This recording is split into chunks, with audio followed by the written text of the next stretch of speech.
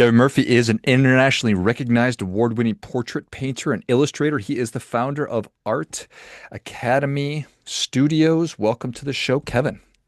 Thank you for having me, George. I appreciate it. Yeah, excited to have you on. Tell us about your personal lives, more about your work, and why you do what you do. I've actually moved through several areas within the visual arts field over my career. I'm 56 now. I started out in my 20s as a commercial illustrator.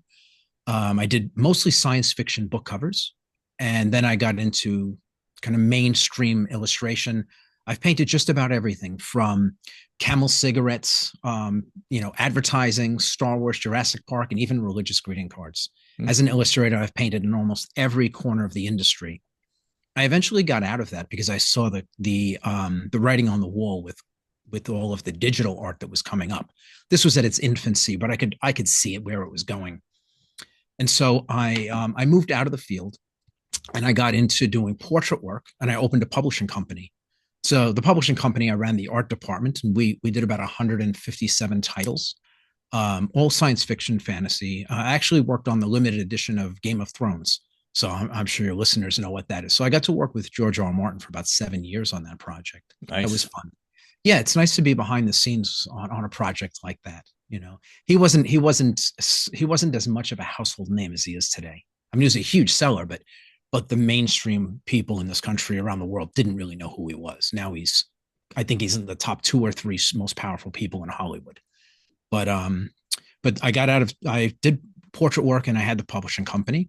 And then eventually I opened up a school. I was a stay-at-home dad when I have two daughters. And when they were young, I did the whole stay-at-home dad thing because my portrait career allowed me the flexibility. And when my older daughter got to about 5 or 6 years old, I decided I needed to get serious about going back to work full time. And the portrait avenue would have had me out of town at least probably once a week for every week out of the year. I would have been out of town a little bit. And I decided after being home with my girls that much, I didn't want to be away. And so I decided to open a school. It had been on my radar for many, many years because getting an art education is very tough. It's very hard to find a decent education. Um, and so I opened a school, and it grew and grew and expanded, and eventually turned into like 23 schools around the world, and into a massive online program which is studied in nearly 80 countries at this point. And that's kind of where I am now. I got into doing this. Well, I was a construction worker when I graduated high school. I was a union carpenter in the city. And I fell in love with the artwork on science fiction books and decided one day I was walking across from the World Trade Center to Battery Park, and it was like 12 degrees outside. And I thought, I don't want to do this anymore. It's 5:30 in the morning. All sane people are still asleep, and they're warm and comfortable. And I am walking to work, and I don't want to do this anymore. I like the work, but I didn't like the mornings, and I didn't like the weather. And you go into these jobs, and all the old men that are like 38 years old with the bad backs and bad knees, arthritis, right? That industry takes a toll. You pay for it with your body, and I decided I didn't want to do that anymore. So I quit, and I decided to become an illustrator. I didn't know what the lift was on that. Had I known what the odds were, I probably wouldn't have done it. Hmm. But ignorance is bliss. I pushed into it, and it took me about 2 years. I got my first commercial book cover and built a career from there. And the reason that I teach is because the reason that I got into teaching, why it's so important to me, because it's a mission for me. It's not about making money. It's not just about teaching. Like, so I grew up dirt poor, zero prospects. I grew up in the Bronx, the poorest of the five boroughs in New York. And I grew up, it was a bit of a war zone. And from where I was, like, you view the world through a coffee straw. You don't even know what the possibilities are. And so art has put me in a community. I live 8 miles north of Princeton University. I live in a really nice place. And for all you hear about starving artists, the art world has been extremely generous to me. It's been very kind. It's allowed me to build a life for my children that I didn't even know existed when I was younger. And to me, I have a responsibility to pay that forward, to open up that door for anybody who's looking to have a life inside of the arts to the degree that I can help. And so starting the schools and then opening up into something broader. So I don't know if you're familiar with the book The Go Giver. I am. It's a wonderful book. That had been given to me by a friend. He had talked to me about starting a franchise because of what we were doing and the kind of results we were getting. And so he gave me the book. He said, these things, you're already doing these things, some of them, but let me read this. It's going to quantify them for you. It'll solidify them as ideas. And I love the book. I swear by it. Every person that I know who opens a business, I give that to them as a gift. That's a gift for when you first open, because I think those are very powerful guiding principles. You focus on the money, you generally don't even get that. Or if you do, there's blood on your hands by the time you get there. You focus on what you're giving people, what you're putting into the world that will endure. And the money will come. It'll take care of itself, but you'll have purpose, like real purpose. And to me, I don't really care about the money. I could be homeless. I grew up with nothing. I don't want that for my kids, and I don't want that for myself. I've gotten comfortable where I am, but I could live that way. It's not about money for me. It's about sharing what I have fought so hard to figure out and passing it along to people who might be able to then have the path paved for them to have a life doing something they love. Well, that's a beautiful thing. So, did you draw when you were a kid? Not really, Huh. not really. I was not the artist amongst my friends. In fact, there were about 3 or 4 guys that I was friends with that all drew all the time. And it was all comic book stuff at the time. I was not one of them. I Huh. kind of watched them draw, but I didn't draw. I didn't get serious about art until I fell in love with the artwork on those book covers. Yeah. And I was just inspired. It wasn't that I didn't make art at all, but I was barely a dabbler. I would paint for like maybe a month or so, and then I wouldn't pick up a paintbrush for 3 years. And then I'd paint a little while. I could have a moment of inspiration. But then when I saw these incredible paintings on these book covers, monsters and dragons and spaceships, and just being brought to life by these incredible visionaries, I I fell in love with it, and I decided I wanted a piece of it. You know, That had a so strong pull. I think that that's really cool. All right. So you see the covers, you're sick and tired of getting up at 5:30 in the morning and walking through the cold, even though you didn't mind the work. You decide because you see these covers, that's awesome. I'm interested in doing that. You commit yourself to doing it. 2 years later, you actually become commercially viable. Did it come super easy after not having really drawn for a long time? Are you in fact a natural? so as time has gone by, I have become more and more convinced that there's no such thing as talent. It's earned. So when I decided I was going to become an illustrator, I painted 15 hours a day. My friends were out playing sports. I was literally in a 4 foot by 4 foot closet. It was the only place in the apartment that I grew up in that I could have privacy.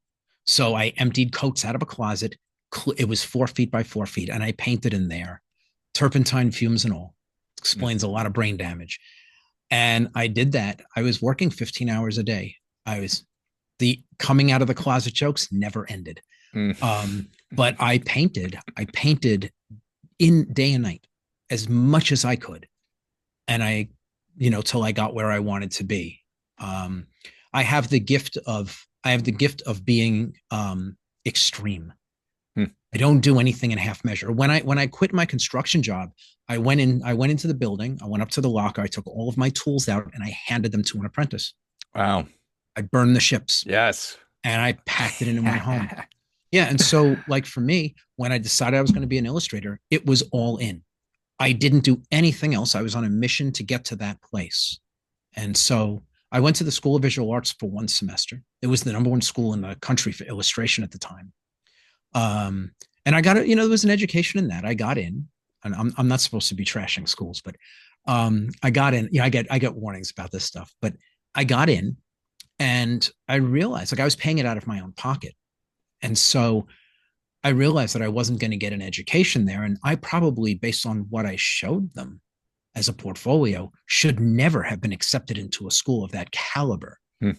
And what it was, when I look back, well, they had X number of seats. and they were going to fill them because there's revenue attached to it. And so I had no business being there if they were really training based on the quality of what I was doing. But I was there for one semester, and it was a total waste of time. And I think it was like 9 grand Oh, for what I spent there. But the education for me coming out of there, and it was valuable. The 9,000 was well spent. I learned that I wasn't going to get an education there. And pretty much across the board, all of the people that I was there with went on and paid for 4 years of school and left in the same place that I left after one. yeah. And Suboptimal. yeah, oh, absolutely, absolutely. And so, sadly, there are a lot of factors at play where education is concerned, and particularly in the visual arts, there are a lot of shortcomings in the education. I mean, you start with the idea that if you're making a living at art, really making a living, teaching in a college is not something you're going to do. Not, Right. I mean, unless you really feel the need to share, because they're not going to even pay you a penny on the dollar of what you earn when you produce. When you're generating art, you're paid well if you're a pro. It's not a low paycheck. And you can't afford to be splitting your time because every job that you do generates the next. And so who's teaching? Who's teaching? People who can't make a living at it. So if people who can't make a living at it are teaching, what are they teaching? They're Right. teaching the same things that fail them. That passes as an education.